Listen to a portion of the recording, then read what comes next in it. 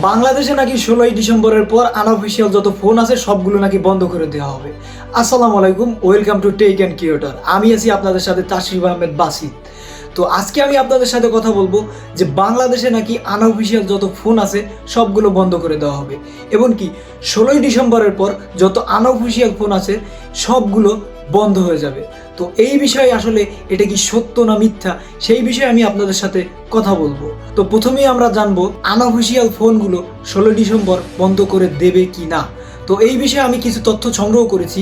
তো সেইখান থেকে আমি পেয়েছি যে 16ই ডিসেম্বরের পরে যে যত আনঅফিসিয়াল ফোনগুলো আছে, মানে 16ই ডিসেম্বরের পরে যত আনঅফিসিয়াল ফোনগুলো চালু হবে, তো ওই ফোনগুলো অটোমেটিকলি বন্ধ হয়ে যাবে। তো 16ই ডিসেম্বরের আগে, মানে এর আগে যে ফোনগুলো চালু আছে আনঅফিসিয়াল ফোনগুলো, তো ওইগুলো বন্ধ করে দেওয়া হবে না। তো আপনাদের মনে একটা প্রশ্ন জাগতে পারে যে আসলে কি আনঅফিসিয়াল ফোনগুলো কি আমরা অফিসিয়াল করার জন্য অ্যাপ্লাই করব বা রেজিস্ট্রেশন করব? না, এরকম কোনো রেজিস্ট্রেশন করার দরকার নাই। তো আপনাদের অটোমেটিকলি আপনাদের আনঅফিসিয়াল ফোনগুলো রেজিস্ট্রেশন হয়ে যাবে।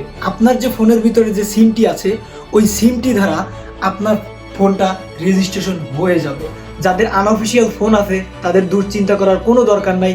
তো আপনারা নিশ্চিন্তে থাকুন। কিন্তু 16ই ডিসেম্বরের পরে যারা ফোন কিনবেন তাদের অবশ্যই আনঅফিসিয়াল ফোন রেজিস্ট্রেশন করতে হবে। 16ই ডিসেম্বরের পরে যত আনঅফিসিয়াল ফোন আছে বা আনঅফিসিয়াল ফোন লঞ্চ করা হবে বা চালু করা হবে সবগুলো বন্ধ হয়ে যাবে। তো গাইস, ভিডিওটি ভালো লাগলে আমার চ্যানেলটি সাবস্ক্রাইব করবেন। আর আপনাদের কোনো টেক রিলেটেড সমস্যা থাকলে আমাকে কমেন্ট করে জানাতে পারেন, সেই রিলেটেড আপনাদের ভিডিও দেওয়ার চেষ্টা করব।